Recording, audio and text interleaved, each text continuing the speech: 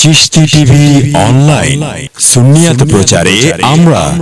আউযু বিল্লাহি মিনাশ শাইতানির রাজীম। বিসমিল্লাহির রহমানির রহিম। নাহমাদুহু ওয়া নুসাল্লি আলা রাসূলিহিল কারীম। হুজুর গৌসুল আজম হযরত সৈয়দ আহমদুল্লাহ কিবলায়ে কাবার পবিত্র কদমে পাকে বেশুমার তাজিম ও তাহিয়া পেশ করে আমি আমার বক্তব্য শুরু করছি।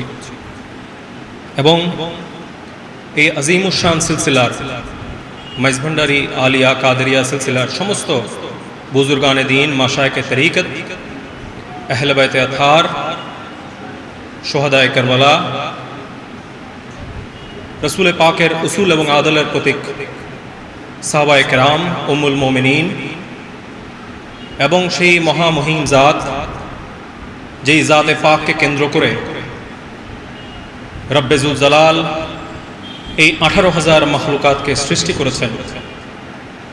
रहमतुल्लिल आलमीन, रऊफुर रहीम, सरकारे कायनात हज़रत मोहम्मद मुस्तफ़ा सल्लल्लाहु अलैहि वसल्लमेर पवित्र कदमे पाके निजेके सुपुर्द करे हुजूर गौसुल आजम मेजभांडारीर नेगाहे करम प्रत्याशा करे गोलाम हिसेबे मुनिबेर प्रति दायबद्धतार जायगा थेके किछु कथा बोलार जोन्नो आमि आपनादेर सामने दाঁড়িয়েছি।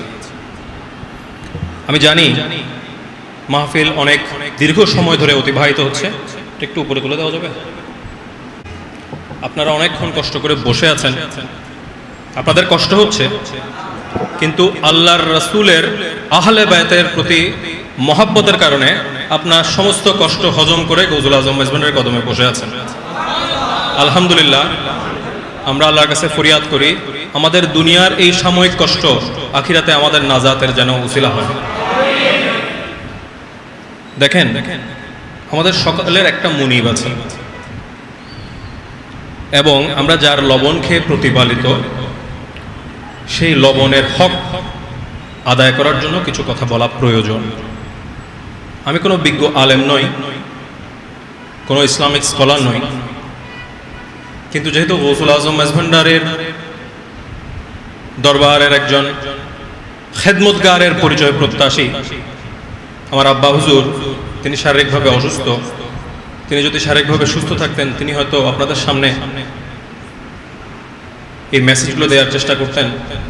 আমাদের যখনই কোনো মাহফিল হয়, কোনো অনুষ্ঠান হয়, আমি আমার কিছু চিন্তাভাবনা নিয়ে আব্বা হুজুরের কাছে যাই, ওনার সাথে আমার চিন্তাভাবনাগুলো আমি এক্সচেঞ্জ করি, শেয়ার করি। উনি আমাকে কিছু হিন্টস দেন, কিছু পয়েন্টস দেন।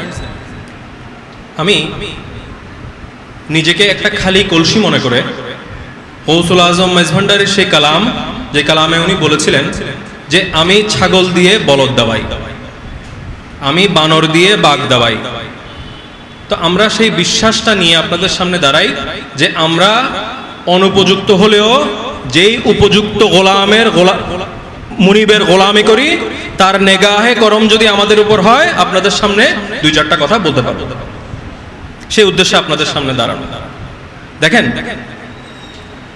একটা ছোট রূপক গল্প দিয়ে আমি আমার বক্তব্যটা শুরু করতে চাই। একজন মানুষ একটা স্বপ্ন দেখলেন। তিনি স্বপ্নে দেখছেন তিনি তার কিছু প্রয়োজনীয় জিনিস বুকের মধ্যে আঁকড়ে আছেন এবং চারপাশ থেকে সমুদ্রের ফেনার মতো আগুনের হলকা তার দিকে ধেয়ে আসছে। তিনি খুব ভীত সন্ত্রস্ত হয়ে তার বুকের জিনিসপত্রগুলো আঁকড়ে ধরে আছে। আগুন ফলকা চারপাশ থেকে তার দিকে ধেয়ে আসছে। এমন সময় তার মাথার উপর একটা মেঘের নৌকার মতো আকৃতি এসে উপস্থিত হলো। তিনি সেই মেঘের নৌকায় আরোহণ করলেন এবং সেই মেঘের নৌকা তাকে নিয়ে আগুন থেকে অনেক দূর একটা নিরাপদ স্থানে নিয়ে গেল। সেই বান্দার ঘুম ভেঙে গেল। তিনি একজন আল্লাহর বুজুর্গ বান্দার কাছে গেলেন, ওলির কাছে গেলেন এই স্বপ্নের তাবির জানার জন্য। আমি ঘটনাটা খুব সংক্ষেপে বলছি আপনাদের বোঝার জন্য। যখন তিনি জিজ্ঞেস করলেন যে এই স্বপ্নের তাবির কি, ব্যাখ্যা কি, তখন আল্লাহর ওলির বুজুর্গ বলছেন যে তুমি আগুনের মাঝখানে যেভাবে দাঁড়িয়েছিলে ভীত সন্ত্রস্ত হয়ে, সেটা দ্বীনে ইসলাম। চারপাশ থেকে আগুনের যে হলকা তোমার দিকে ছুটে আসছে, সেটা হচ্ছে জমানার ফিতনা। আর তোমার মাথার উপর যে মেঘের তরি এসে তোমাকে উদ্ধার করে নিয়ে গেছেন, সেটা আমার নবীর আহলে বায়াত পাক পাঞ্জাতন। তাই দ্বীনে ইসলামের ঈমান, আমল, আকীদাকে যদি রক্ষা করতে চাও, তুমি সারা জীবন যা সম্পদ অর্জন করেছো সেগুলোকে যদি নিরাপদ করতে চাও, সংরক্ষণ করতে চাও, হেফাজত করতে চাও, আহলে বায়াতের নৌকায় আরোহণ করো। আহলে বায়াতে আতহারের শান আজমত নিয়ে অনেক আলোচনা আপনারা শুনেছেন। আমি আমার কিছু অবজারভেশন, যেগুলো মুসলিম উম্মার এই বর্তমান সময়ে খুব গভীরভাবে চিন্তা করা দরকার, আমি সেই বিষয়গুলো একটু আপনাদের সামনে উপস্থাপন করব। দেখেন, একটা বিল্ডিং যখন বানাবেন তখন বিল্ডিং এর ফাউন্ডেশন দিতে হবে, ঠিক কিনা? বিল্ডিং এর ফাউন্ডেশন যত শক্তিশালী হবে, বিল্ডিং তত মজবুত হবে। ঝড়, তুফান, ভূমিকম্পে বিল্ডিং এর ক্ষয়ক্ষতি হবে না। যদি ফাউন্ডেশন দুর্বল হয়, আপনার বিল্ডিং আপনি 10 তলা বানালেন, 20 তলা বানালেন, অনেক ডেকোরেশন করে বানালেন, কিন্তু ফাউন্ডেশন দুর্বল, সামান্য ভূমিকম্পে সেই বিল্ডিং ভেঙে চুরমার হয়ে যাবে। আমি আর একটি ছোট্ট উদাহরণ দিই। আমাদের শরীরে চোখ আছে, নাক আছে, কান আছে, মগজ আছে, ফুসফুস আছে, লিভার, কিডনি, আমাদের শরীরের প্রত্যেকটা অঙ্গ প্রত্যঙ্গ কত জরুরি না? আপনার শরীরের থেকে যদি একটা অঙ্গ প্রত্যঙ্গ আমি নিয়ে ফেলি, আপনি বাঁচবেন? বাঁচবেন না। তাহলে আপনার প্রত্যেকটা শরীরের অঙ্গ প্রত্যঙ্গ আপনার বেঁচে থাকার জন্য অত্যন্ত গুরুত্বপূর্ণ। এই অঙ্গ প্রত্যঙ্গগুলো হচ্ছে আমাদের দ্বীনে ইসলামের শরীয়তের আহকাম। নামাজ, রোজা, হজ, যাকাত, আমার নবী দ্বীনের যত আহকাম আমাদেরকে দিয়েছেন, এগুলো হচ্ছে আমাদের শরীরের অঙ্গ প্রত্যঙ্গ। কিন্তু এই গুরুত্বপূর্ণ অঙ্গ প্রত্যঙ্গগুলোর মধ্যে একটা অঙ্গ প্রত্যঙ্গ এমন আছে যেটাকে যদি নিষ্ক্রিয় করে ফেলা হয়, যেটাকে যদি আপনার শরীর থেকে নিয়ে ফেলা হয়, তাহলে আপনার সমস্ত অঙ্গ প্রত্যঙ্গ নিষ্ক্রিয় হয়ে যাবে। সেটা হচ্ছে আপনার কল্প, আপনার হৃৎপিণ্ড। কারো যদি হার্ট অ্যাটাক হয়, হার্ট বন্ধ হয়ে যায়, রক্ত চলাচল বন্ধ করে আপনার সুন্দর চোখ, আপনার এত মেধাবী ব্রেইন, আপনার ফুসফুস, কিডনি সব ভালো, কিন্তু হৃৎপিণ্ড বন্ধ হয়ে গেলে আপনার সমস্ত অঙ্গ প্রত্যঙ্গ অকার্যকর হয়ে যাবে। আজকে দ্বীনে ইসলামের মধ্যেও মুসলমান হিসেবে আমাদের এমন একটা উপাদানের কথা এই মুসলিম উম্মাকে খুব জোরালোভাবে বলার প্রয়োজন আছে, যেটা যদি মুসলিম উম্মা থেকে ফারেক হয়ে যায়, মুসলিম উম্মা থেকে দূরে সরে যায়, মুসলিম উম্মা যদি সেই অঙ্গ প্রত্যঙ্গ হারা হয়ে যায়, তাহলে সমস্ত ঈমান, আমল, আখলাক, আকীদা, সমস্ত সৎকর্ম বিনষ্ট হয়ে যাবে। সেটা হচ্ছে আমার নবীর মহব্বত। তাহলে আমলের পূর্ব শর্ত হচ্ছে ঈমান, আর ঈমানের পূর্ব শর্ত হচ্ছে আমার নবীর প্রতি বেনজির, বেমিসাল, সীমাহীন মহব্বত। আলেম সাহেবরা ভালো বলতে পারবেন, বুখারী শরীফের হাদিস এসেছে, আমি একটু তাড়াহুড়ো করছি, আপনাদের কষ্ট হচ্ছে? যতক্ষণ পর্যন্ত একজন মুসলমান তার জান, মাল, ইজ্জত, মা, বাবা, স্ত্রী, পুত্র, সন্তানের চাইতে আমার নবী পয়গম্বর সর্দার হুজুরে নূর সাল্লাল্লাহু আলাইহি ওয়াসাল্লামকে অধিক ভালো না বাসবে, ততক্ষণ পর্যন্ত তার ঈমান অসম্পূর্ণ, অপরিপূর্ণ। এই নামাজ, রোজা, হজ, যাকাত সমস্ত কিছু অকার্যকর হয়ে যাবে যদি আমার নবীর মহব্বত সেই আমলের মধ্যে না থাকে।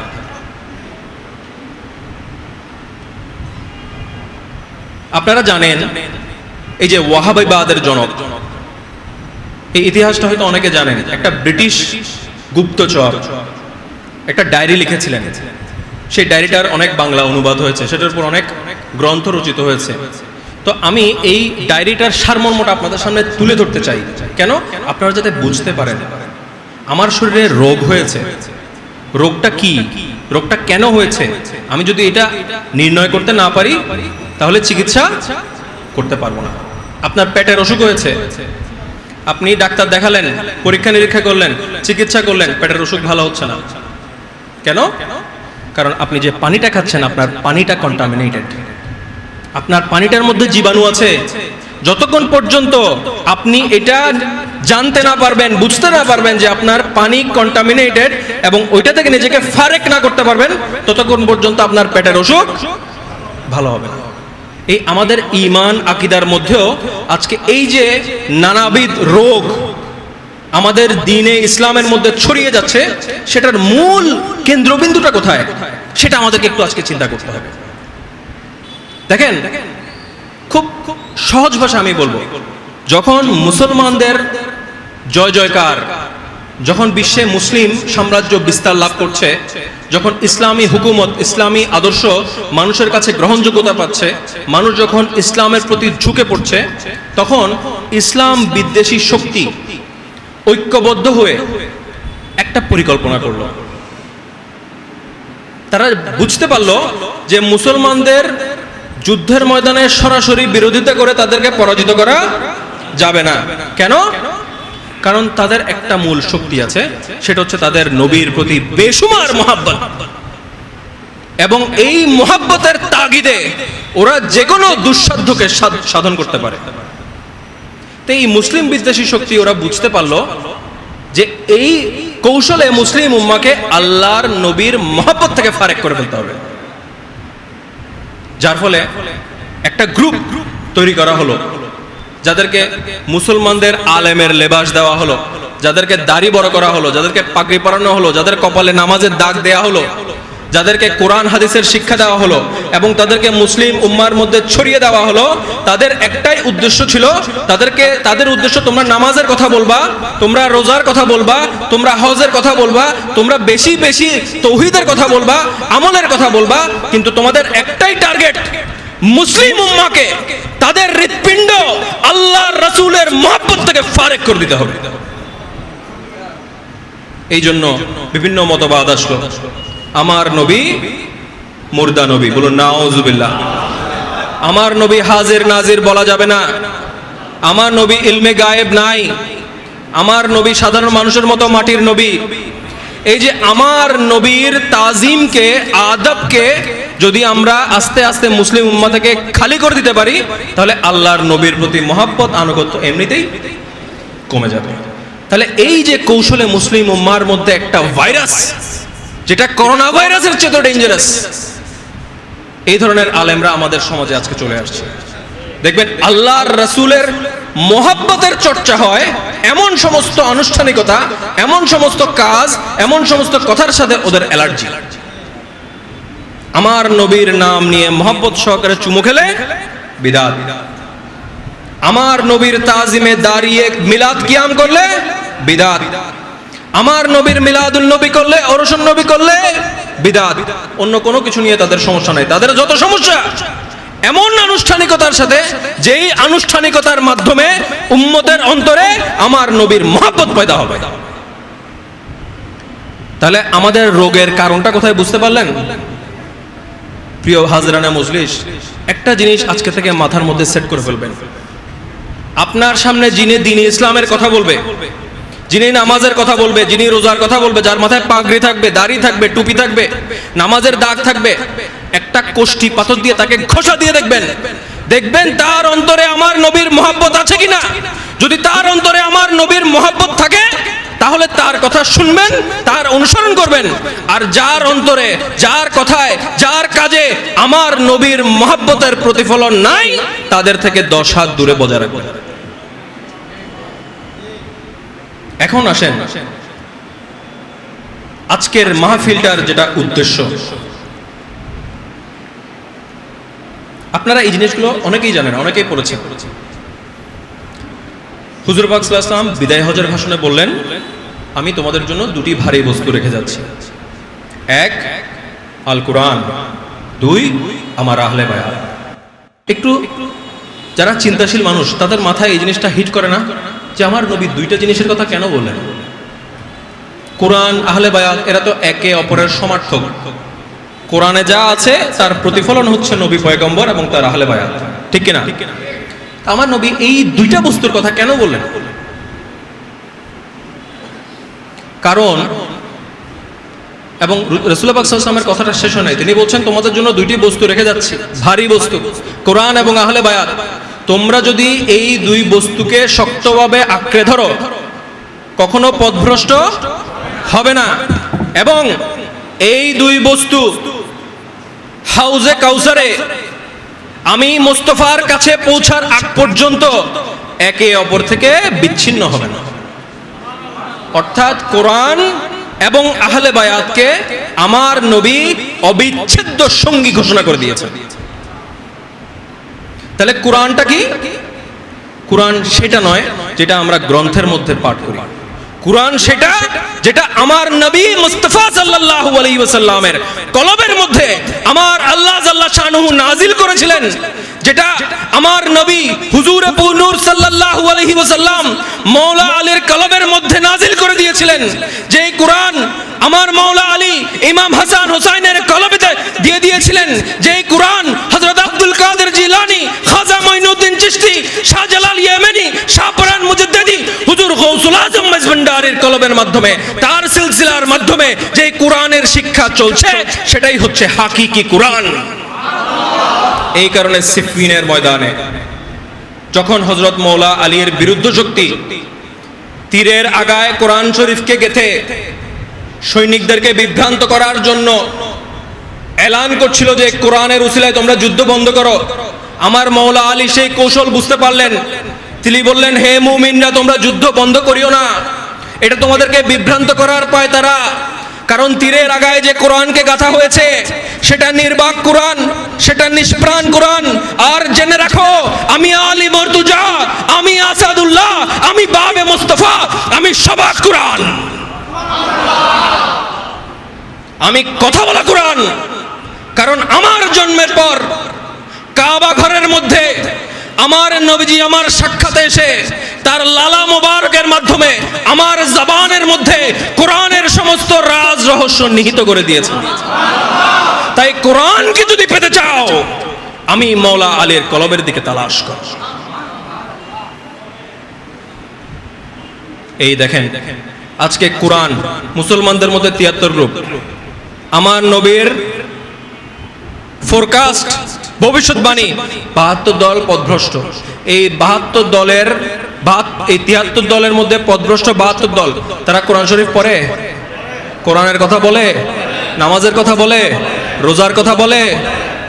তাহলে এই একটা গ্রুপ, তাদের মধ্যে এমন খাস এলিমেন্ট, এমন গুরুত্বপূর্ণ উপাদান, এমন মৌলিক সম্পদ কি আছে যেটার কারণে তারা নাজাত প্রাপ্ত? আর বাকি 72 দলের মধ্যে সেই মূল উপাদান কোনটা নাই যেটার কারণে তারা ইসলাম থেকে খারিজ, তারা বাতিল?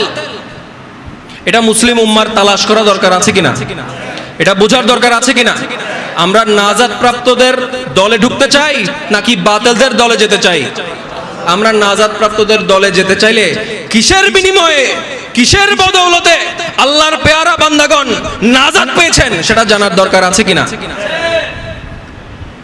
সূরা শুরা আয়াত নম্বর সম্ভবত 23, আমার ভুল হলে আমাকে ক্ষমা করবেন। আল্লাহ জাল্লা শানুহু আমার নবীকে নির্দেশ দিচ্ছেন, হে রাসূল, আপনি বলে দিন আপনার উম্মতকে, আমি যে দ্বীনের পয়গাম নিয়ে আসলাম, আমি যে মুস্তাফা সাল্লাল্লাহু আলাইহি ওয়াসাল্লাম তোমাদের কাছে আল্লাহর পয়গাম নিয়ে আসলাম, সত্যের পয়গাম নিয়ে আসলাম, ন্যায়ের পয়গাম নিয়ে আসলাম, আল্লাহকে জানার, আল্লাহকে পাওয়ার রাস্তা তোমাদেরকে দেখিয়ে দিয়ে গেলাম।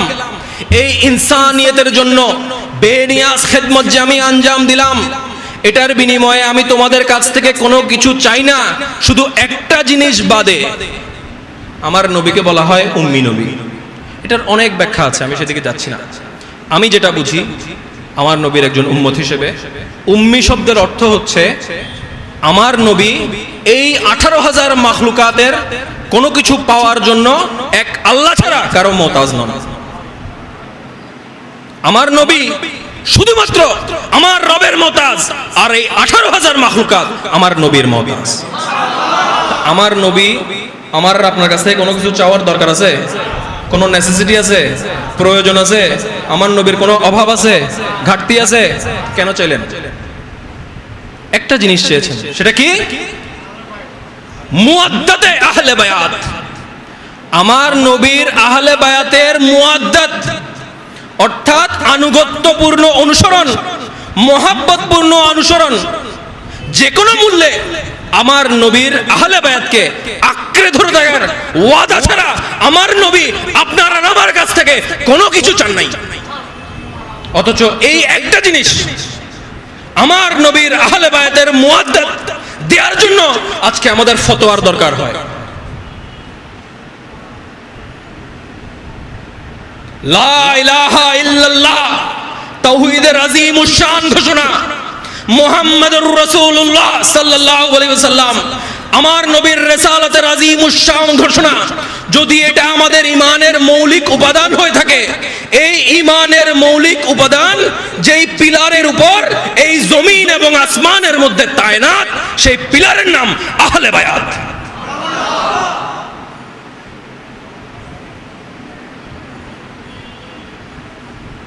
উম্মতের জন্য নামাজ ফরজ, রোজা ফরজ, হজ ফরজ, যাকাত ফরজ, শরীয়তের সমস্ত আহকাম পালন করা উম্মতের জন্য আবশ্যক। কিন্তু আমার নবী নামাজের প্রতিশ্রুতি চাইলেন না, হজের প্রতিশ্রুতি চাইলেন না, যাকাতের প্রতিশ্রুতি চাইলেন না।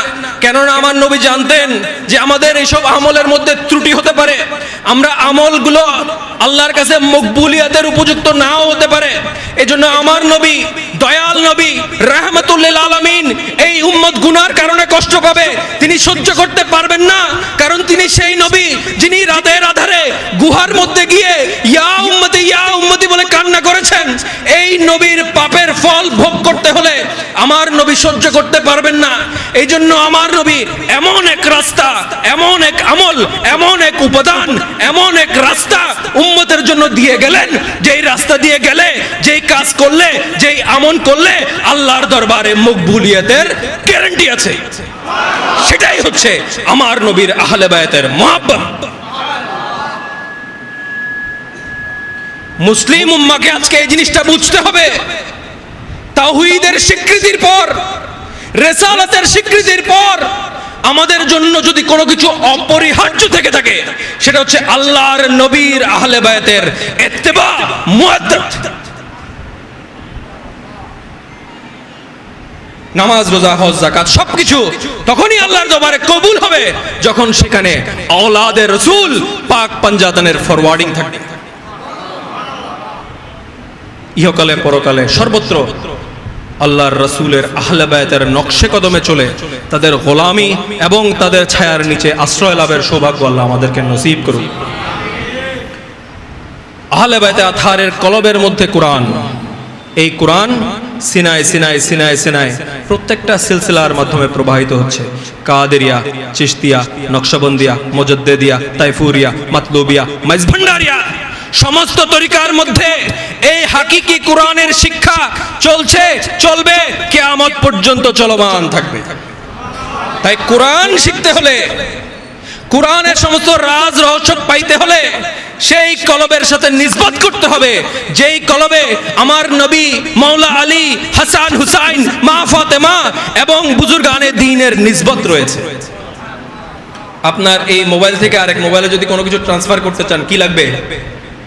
কানেকশন লাগবে, wifi connection, Bluetooth connection, data cable, যেটাই বলেন। যখন কানেকশন দুই পক্ষ থেকে অ্যাপ্রুভড হয়ে যাবে, তখন ডাটা এক মোবাইল থেকে আরেক মোবাইলে চলে যাবে। তাই এই কলবে কলবে যে কোরআনের ট্রান্সফার, কলবে কলবে কোরআনের যে শিক্ষা, এটা হচ্ছে সবচেয়ে নিরাপদ কোরআন শিক্ষা, যেটা থেকে বিভ্রান্ত হওয়ার কোনো সুযোগ নাই। কারণ আমার নবীর কালাম হাউজে কাউসারে পৌঁছার আগ পর্যন্ত আমার আহলে বায়াতের সিলসিলা এবং এই কোরআন কখনো বিচ্ছিন্ন হবে না। আল্লাহ সেই হাকিকি কোরআনের সাথে আমাদেরকে সংযুক্ত হওয়ার তৌফিক আতা করুন। এই গৌসুল আজম মেজভান্ডারির দরবার, এটা মৌলা আলীর দরবার, এটা মা ফাতেমার দরবার, এটা আকা ইমাম হাসানের দরবার, এটা আকা ইমাম হুসাইনের দরবার। কিভাবে বুঝবেন? যখন দূর থেকে হুজুর গৌসুল আজম মেজভান্ডারির রওজা শরীফের দিকে তাকাবেন, তখন দেখবেন হুজুর গৌসুল আজম মেজভান্ডারির মাথার উপর 5টা খোলা কোরআন। প্রকৃতপক্ষে এই 5টা খোলা কোরআন প্রমাণ করছে গৌসুল আজম মেজভান্ডারির রওজা শরীফ এলান করতেছে, দেখো, যদি দুনিয়া এবং আখিরাতের বাদশা হতে চাও, যদি ওয়ালায়াতের বাদশাহী অর্জন করতে চাও, তবে আহলে বায়াতের পায়ের ধুলাকে নিজের মাথার তাজ বানিয়ে ফেলো। হুজুর গৌসুল আজম মেজভান্ডারী তার মাথার মধ্যে আহলে বায়তে আতহারের নিশান স্বরূপ 5টি খোলা কোরআনকে ধারণ করে আছেন। কিয়ামত পর্যন্ত আহলে বায়তে আতহারের তাজিম, আদব, আখলাক, দার্স, শিক্ষা হুজুর গৌসুল আজম মেজভান্ডারীর দরবার থেকে জারি থাকবে ইনশাআল্লাহ। সোহাদায়ে কারবালার মাহফিল, একটা মাহফিলে আসার আমাদের একটা উদ্দেশ্য থাকে না? কিছু পাওয়ার জন্য আসছেন না এখানে? আমরা সবাই এখানে কিছু পাওয়ার জন্য আসছি না? একটা মেসেজ। কারবালা অনেকে মনে করে 61 হিজরিতে শেষ হয়ে গেছে, কিন্তু হুসেইনের গোলামদের জন্য সবচেয়ে বড় শিক্ষা আমাদের জীবনের প্রতিটি দিন কারবালা। ইয়াজিদিয়া তো আমাদের ভিতরে, হুসাইনিয়া তো আমাদের ভিতরে। আমরা হুসাইনিয়াতের পক্ষে দাঁড়াবো নাকি ইয়াজিদিয়াতের পক্ষে দাঁড়াবো, এটা আমাদেরকে নির্ধারণ করতে হবে। এই গৌসুল আজম মেজভান্ডারীর দরবারেও একজন হুসাইন এসেছিলেন। আপনারা তার নাম জানেন?